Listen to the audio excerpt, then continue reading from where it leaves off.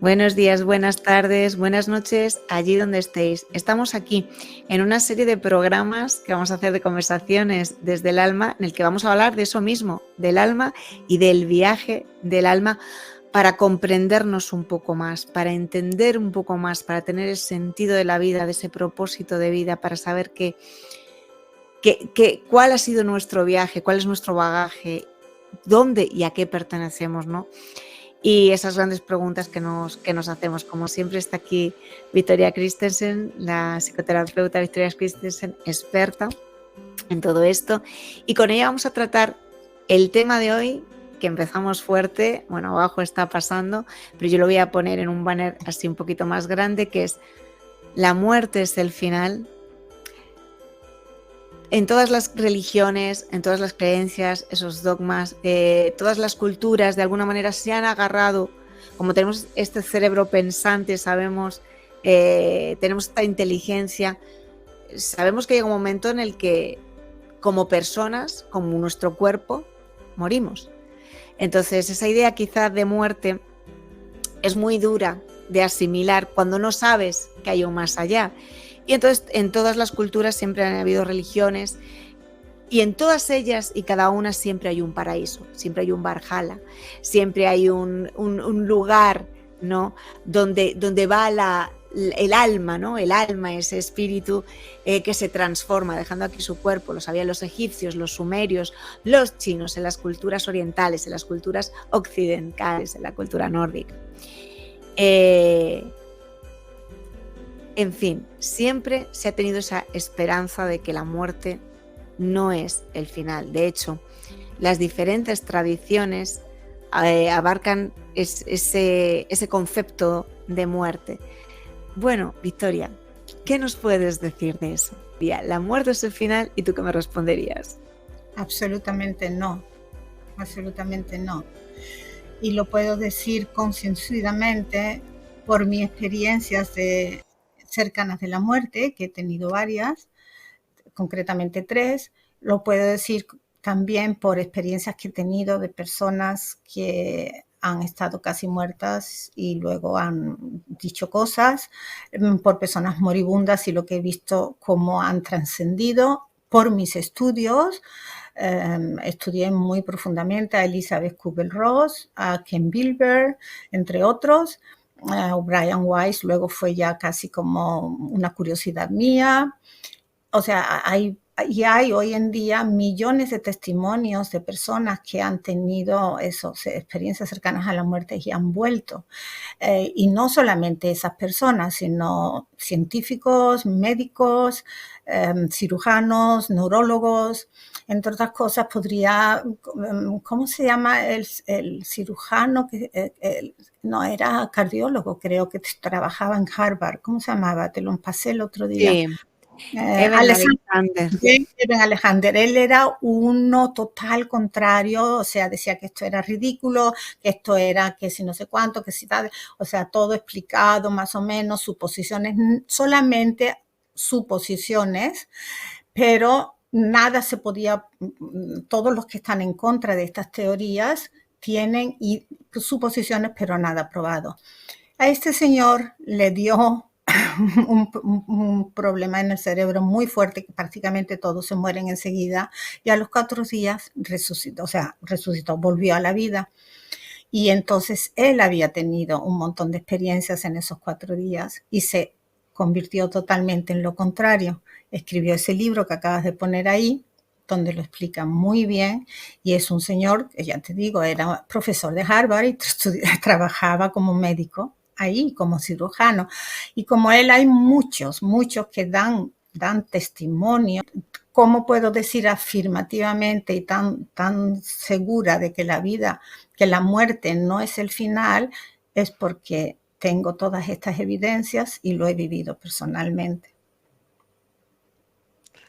Claro, cuando uno, y ahí es donde vamos, ¿no? Un poquito, ¿es posible realmente lo que sucede después de la muerte?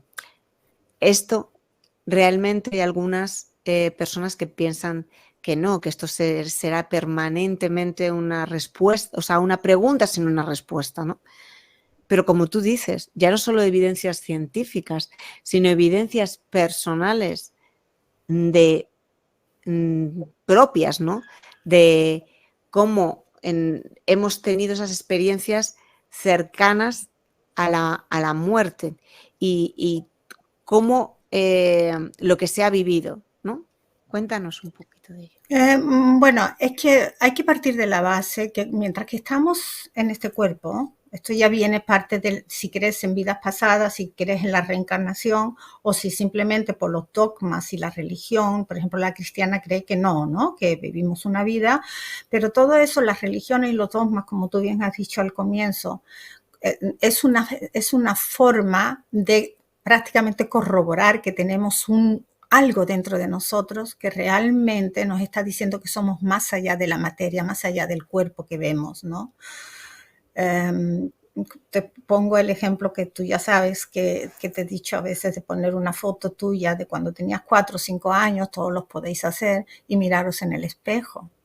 Sabéis que sois vosotros, pero ¿dónde está tu cuerpo? Ese cuerpo ya no existe. Y ¿sabéis lo que existe? Los mismos ojos, porque los ojos es el reflejo del alma, se dice, ¿no? ¿Dónde están los pensamientos que pensaste ayer y dónde están los pensamientos que piensas ahora? ¿Dónde están las emociones, los sentimientos que van y vienen? Te vas transformando en la vida.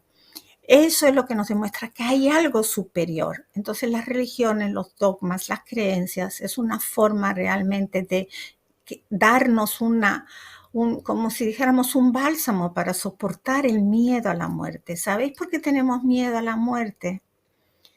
Porque es el cerebro, es el pensante, y eso va al ego. Mientras que estamos encarnados en este cuerpo, tenemos el ego. El ego es la subconsciencia. Porque el alma no es la supraconciencia, no es la conciencia infinita, que es el todo, ¿vale? El todo es Dios, y Jesús nos lo dijo: estáis creados a imagen y semejanza del Padre. Es como si dijéramos, el todo es un cake, una tarta, y entonces nosotros nos dividimos en pedacitos cuando nos reencarnamos. Cogemos un traje que es este cuerpo, pero seguimos siendo parte de esa esencia, ¿no? Mientras que estamos aquí, estamos fragmentados, pero somos parte de ese todo. Y eso es una explicación de por qué tenemos esa sensación de que tiene que haber algo más. Todo el mundo se pregunta. Ahora, la muerte nos da miedo porque como es el ego se basa en 4 cosas. Se basa en la ignorancia, no se acuerda de quién somos realmente. Se basa en el miedo, porque al tener ignorancia tiene que controlar, ¿vale? Si yo tengo ignorancia de que yo sé volar, pues ¿cómo voy a tirar por un medio? Tengo miedo, ¿no? En el materialismo, y no me refiero solamente en el materialismo, que por supuesto hoy en día nuestra sociedad está muy mal, muy marcado, a querer tener materia, o sea, casa, coche, dinero. No, también el materialismo de reconocimiento, de que alguien me quiera, de tener amigos, de tener experiencias. Todo eso también entra dentro de esta parte material de nuestro cuerpo. Eso también el ego se agarra mucho. Y por supuesto el egocentrismo, yo. Y eso todo hace que nos metamos en un cucún y nos olvidemos de abrirnos para ver otra cosa mucho más maravillosa, que es lo que realmente somos. Entonces el ego, por supuesto, tiene miedo a la muerte, porque sabe que cuando nos muramos, o sea, cuando el cuerpo deje de existir, él va a dejar de existir. Y eso lo saben nuestras células, lo sabe nuestro DNA, porque eso es materia. Pero nuestro alma no. Entonces, he dicho que iba a explicar, tenemos lo que es la subconsciencia, tenemos lo que es la conciencia. Y te iba a preguntar la supraconciencia. Y tenemos lo que es la supraconciencia. La supraconciencia es el fragmento del todo, es la parte que somos divinos, que somos infinitos. Según mis estudios, mis experiencias, yo solamente puedo hablar de mi conocimiento. Lo que yo vi en mi primer en mi primera experiencia después de la muerte, que tenía 18 años, que yo estaba feliz, aquello era el paraíso, el nirvana o todo el Varhal, como tú has comentado antes, todas esas cosas que le llamamos de mucho el cielo. Aquello era, madre mía, ¿y por qué tuve que volver? Pienso muchas veces, pero oí claramente, no, tienes que volver. Y ahí me volví clarividente, mi intuición se afianzó Sí, muchísimo la más. psico- Psicocinesia, la telepatía, la intuición, todas esas cosas, ¿no? ¿Por qué? Porque te das cuenta de que en el momento en que me mandaron de vuelta, empecé a sentir todo el dolor, toda la culpa, todo, o sea, pero me volví consciente. De alguna manera, mi empatía se elevó a un nivel altísimo, mi amor, mi comprensión. Claro que me dolían las cosas, claro que porque puse resistencia muchos años de seguir aprendiendo. Pero, y eso es lo que dicen casi todos los que han tenido ese tipo de experiencias, que el ego se te pone mucho más pequeñito, porque comprendes de golpe todo lo que hay atrás de eso, Cuando hay ¿no? muchas personas, todas diciendo lo mismo, cuando hay muchos testimonios, cuando hay libros, cuando los científicos, o sea, señores, no estamos hablando de alguien que, no, científicos, médicos, que han visto, que han hecho pruebas y han demostrado ciertas cosas, pues ya sí que tenemos que tenerlas hasta los más escépticos, un poquito más de... Sí, y te puedes preguntar por qué unos experimentan esas cosas, por qué otros tienen una conciencia más elevada. Además, todo esto, acabo de decir que el ego se basa primero en ignorancia. Cuando sabes algo, ya lo sabes, ¿vale? Y y ahora, hoy en día, con la neurociencia podemos explicar muchas de estas cosas y se demuestran, ¿vale? Y personas que lo estudien, que en vez de... Ahora, también no sé qué fue el filósofo griego que dijo que lo más fácil que podemos tener es criticar lo que otros hacen o otros dicen para no ver nuestra ignorancia. No me acuerdo quién fue, pero ya se dijo en aquel tiempo, ¿no? Entonces, no es necesario convencer a nadie porque para mí, la forma que yo comprendí y lo veo a través de mis clientes, además he trabajado en psiquiatría, he estado con muchas personas en el momento de morir, o sea, y no solamente yo, sino como comenté antes, Elizabeth Kubler-Ross, que ella Sí. estudió, es psiquiatra y se dedicó a trabajar y es la persona que más científicamente ha trabajado con las etapas del dolor, cuando alguien se nos muere, y cómo aplicarlas y cómo tener la psicología del dolor, ¿no? Para tratar. Y ella da testimonios, muchísimos testimonios científicos, porque era psiquiatra, era médico, de las cosas que ocurrían de personas, ¿no? Yo he visto también más de 16 personas morir en el momento. Y he visto una de las cosas que ocurren, por ejemplo, con una de mis suegras, porque he tenido dos, con una de ellas, como 3 días antes, cuando yo la fui a ver, me miró a los ojos y ella ya no hablaba, estaba muy débil, no, había dejado de comer hacía 3, 4 meses y casi no se movía. Y yo la miré a los ojos y en ese momento nos estábamos diciendo adiós. Es imposible de explicar, es como cuando miras a alguien a los ojos y sabes algo, ¿no? Eso nos pasa a muchos. Y entonces me empecé a llorar y a llorar y a llorar y le dije, ay, no, por favor, no, por favor. Y ella poquito a poco levantó la mano y me hizo así y sonrió. Y yo no tuvimos que decir nada, ella no hablaba. Y entonces yo ya me fui del cuarto, pero llorando, histérica. Ah, Dios mío, por favor, ven a verme, le dije, me acuerdo perfectamente. A los 3 días, el día anterior de morirse, se sentó en la cama, estaba hablando, estaba feliz. Y yo le conté esto, por supuesto, a mi marido y a mi cuñada. Y ella me dijo, tú estás loca, si la mamá está perfectamente, está sentado, ha comido, ha estado riendo, no hemos estado contando cosas. Y yo dije, ok. Al otro día, cuando estaba sola, se murió. Y eso es una de las cosas que Elizabeth Kubler-Ross explica muy bien, que casi todos, muchos, cuando tienes a alguien al lado que te quiere muchísimo, que nos aferramos, esperan a que te vayas del cuarto para saltar. Bueno, síguenos hablando un poquitito, porque tú me has dado autores, para todas aquellas personas que quieran investigar también por su propia cuenta, que son autores que tú has conocido en tu época de estudio, en tu carrera universitaria, incluso en tu trabajo, porque alguien que es profesional sigue formándose siempre. Entonces, Sí. algunos de las personas que me has nombrado, que tengo aquí, uno de ellos, Eben Alexander, el neurocirujano de Harvard, que nos comentabas, que es neurocirujano y que podía ser la persona quizás más escéptica antes de tener esa experiencia Excelente. cercana a la muerte, ¿no? Y entonces eso te transforma, como tú has dicho.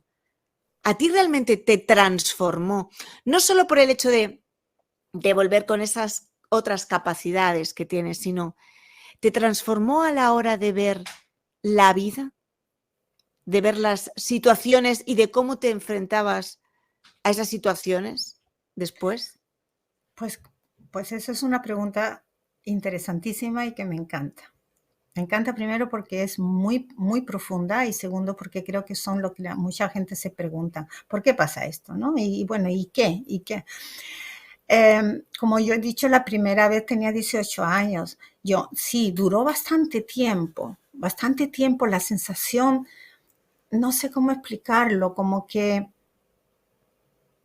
es que a veces puede sonar hasta arrogante, como que nada me afectaba. Yo trabajaba en un centro en Málaga de la Seguridad Social donde había 200 y pico de empleadas, casi todas mujeres, y hicimos casi como si fuera una burbuja de amor y de paz y de felicidad.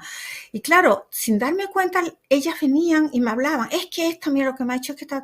Y mira, y tuvimos una comunicación, una comunión interna, o sea, no sé cómo explicarlo, yo estaba feliz. Luego, claro, yo estuve 2 años muy mal, tenía un collarín, tuve que estar yendo a terapia física porque, claro, yo no estaba bastante mal físicamente, me partí el cuello, me partí 3 vértebras, o sea que fue bastante grave.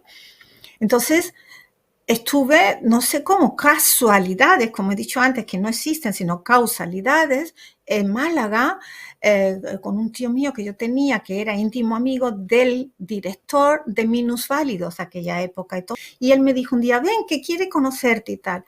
Y aquello estaba 100 y pico de gente. Yo tenía 19 años.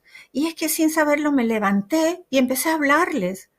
Y bueno, eso fue el principio de que hasta que me fui de España, que yo ayudé un montón a esa gente, pero tenía que experimentar otras cosas, no tenía que estar en eso. Entonces ya la vida me empezó a dar otras pruebas que no las pasé y me volvieron a pasar. La primera que me vieron era, yo estaba muy arraigada a mi familia, a mis hermanos, a mi casa, a lo conocido, a la comodidad, a la seguridad, ¿no? De mi cuarto, de la calle, de tal. Y empecé a dar tumbos por el mundo. Realmente me mudé en 11 años de 11 países, de ciudades, o sea, porque no de países, porque estuve viviendo en 3 diferentes ciudades de Estados Unidos, pero estuve dando tumbos continuamente y cada vez que eso me pasaba era como si un pedacito de mí se fuera muriendo, pero era necesario para que me despojara de esa necesidad. Y así, bueno, eso es un ejemplo, más y más y más. Luego, tu respuesta, para responderte, haciéndolo corto, si me cambió, sí me cambió, porque me dio una visión diferente. Y luego, ya más adelante, cuando ya me hice psicóloga, cuando ya empecé a trabajar con personas, cuando trabajé en psiquiatría, me ha dado una capacidad, primero de empatía y de compasión, pero segundo de paz interna. Es una plenitud interna de paz. Yo como persona, como mi ego, sí puedo tener problemas, sí puedo llorar, sí puedo sufrir, sí puedo, hasta que me despierto y digo, pero si tú sabes que esto es temporal, si tú sabes, entonces pregunto, ¿por qué me está pasando esto? ¿Qué tengo que transformar? Gracias. Esa es mi oración interna siempre. ¿De qué manera eso me ha ayudado? Pues que puedo aceptar el dolor humano sin desesperarme. Siempre pienso qué es lo que ese alma delante mía ha elegido y lo que yo mejor puedo hacer es ayudarla a despertar cuanto antes para que deje de sufrir. De esa manera me ha dado esa claridad. Uh-huh. Porque claro, yo creo que cuando tienes ya una visión de eso, es como que muchas veces dices, lo que tú dices, esa paz, esa tranquilidad. Y esa paz y esa tranquilidad yo creo que es lo que buscan en general todo el mundo, y sobre todo aquellas personas que pierden a un ser querido. Esa paz y esa tranquilidad de saber que continúan de alguna manera en otro plano, o sea, que no han desaparecido y se ha acabado.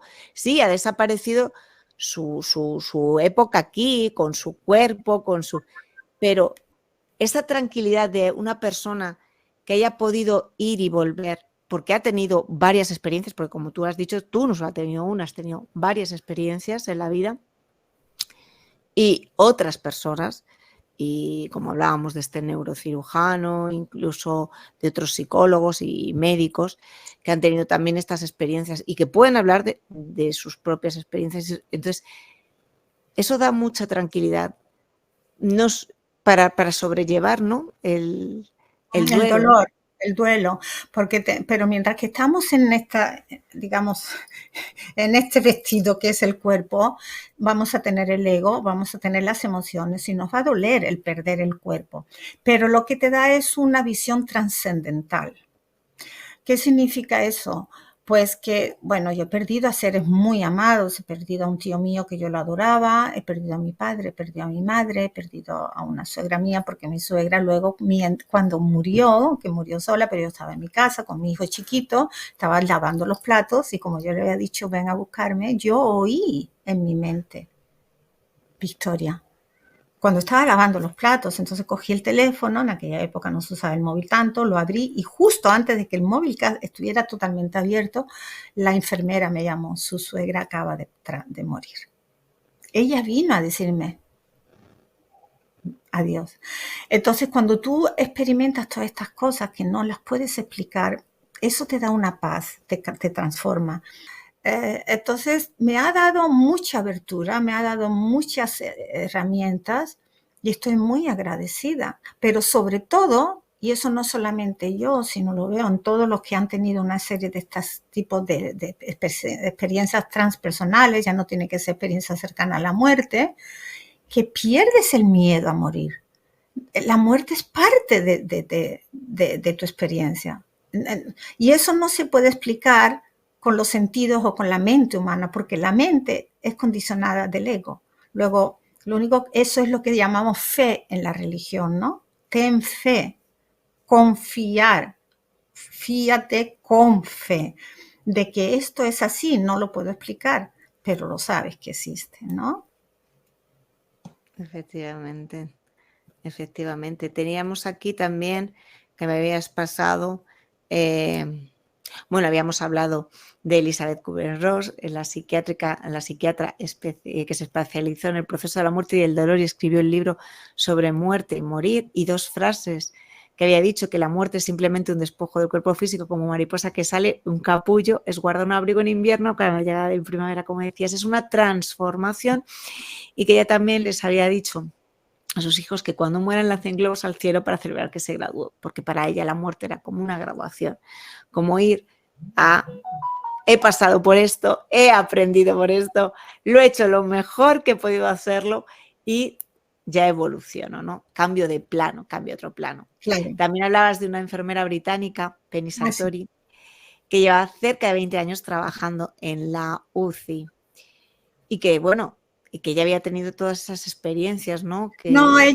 ella ha visto experiencias, o sea, en los seres, bueno, ha visto algunos que han vuelto, sí, pero sobre todo ella, el libro que ha escrito y lo que habla en su tesina y tal, y da testimonios, es de personas cercanas a la muerte, la paz que consiguen, como muchísimas experimentan el ver a seres queridos, como también al momento de morir, al momento de saltar el alma de tu cuerpo, y eso lo he visto yo también físicamente, el cuerpo se reduce muchísimo. Luego la energía se expande en la materia y ocupa espacio, ¿vale? Y se han hecho fotografías con la cámara de Kelly de que es como un hilo de, de plata, ¿no? Que se ve que sale. Eso se ha demostrado. Pero ella da testimonio, eso, de muchos que dicen, ay, estoy viendo a no sé quién, no sé cuánto, o personas que han estado en coma y luego cuentan, ¿te acuerdas el otro día que viniste, que me fuiste a dar y tal y tal? Muchas gracias. O sea, ella da testimonios de eso, ¿no? Muchos, porque los ha vivido, fijaros, 20 años Ken trabajando en Wilber. UCI. Ken Wilber es un psiquiatra y es un Ah, autor sí. y es Aquí un tengo a Ken filósofo Wilber, sí. americano. Sí. Y Sí. él escribió la psicología integral, que es un estudio maravilloso que yo tuve que estudiar, y también el The Spectrum of Consciousness, o sea, la conciencia, todo el aspecto que es la conciencia, ¿no? Y él es el que explica muy bien esto que yo he dicho antes de del subconsciente, consciente y consciente infinito, ¿no? Superior. Y fijaros una cosita, se me había olvidado, los niños cuando nacen tienen la fontanela abierta. Tenemos un contacto directo con la fuente. Y luego poquito a poco se va cerrando y nos metemos más en esta existencia. Y todos los niños, todos los que tenemos hijos, sabemos, y yo me acuerdo de chica, yo veía a mis amigos, yo jugaba con los amigos, y creemos que están fantaseando. Bueno, pero ¿qué es la fantasía? Sino una cualidad del alma, una cualidad etérica, ¿no? Los niños ven totalmente natural decir que hay un ángel y cosas de esas, ¿no? Y Ken Wilber empezó a interesarse por estos temas, primero que era un psiquiatra y un psicólogo y era además también un filósofo y autor, por supuesto, porque su mujer se enfermó de cáncer. Y entonces en el proceso que pasaron juntos de duelo, él se interesó muchísimo por esto. Y yo recomiendo que si hay alguno aquí que le interese profundizar, que lea por lo menos el de la conciencia, es maravilloso. Bueno, pues con todo esto que hemos hablado, que nos has contado y que nos has transmitido de tu propia experiencia, hoy podríamos decir que la muerte no es el fin, ¿no? Por Sino, supuesto, o sea, no solamente que no es el fin, la muerte es una etapa, es como montarte en un autobús y saber que, que, que vas a tener varias paradas, pero que tú decides cuándo te bajas. y hablando de varias paradas, y para el siguiente programa, tenemos aquí el viaje del alma. ¿Por qué y para qué nos reencarnamos? Porque eso serían las varias paradas que nos quedan y que ya venimos arrastrando. Entonces, Claro. ese será para un siguiente programa contigo, Victoria.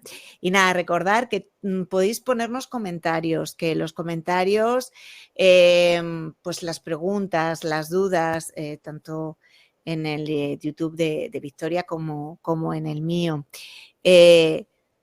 Podemos ir hablando de temas que queráis, preguntas que tengáis, pues que sepáis que, bueno, que esta serie de programas están un poquito para, con nuestra experta, pues un poquito, dar un poquito de Sí. respuesta, ¿no? Y todas. también quiero decir que yo, por supuesto, si alguien me comenta, yo voy a contestar, pero si alguien necesita hablar conmigo o quiere profundizar un poco en algo personal, que no quiera ponerlo en el comentario, pues ya sabéis, Úrsula os ha dado mi... Sí, mira, además lo voy a pasar de nuevo por aquí. Mira, aquí están pasando por aquí el Facebook, está pasando tu página, desde ahí podéis mandar un mensaje personal de carácter personal si queréis directamente a Victoria y ella os contestará. Por supuesto, encantada. Bueno, pues un placer en esta serie de programas que vamos a hacer y nada, que tengáis una muy buena semana, Victoria. Un placer que has estado aquí. A ti, gracias. Adiós. Gracias. Adiós a todos. Un beso.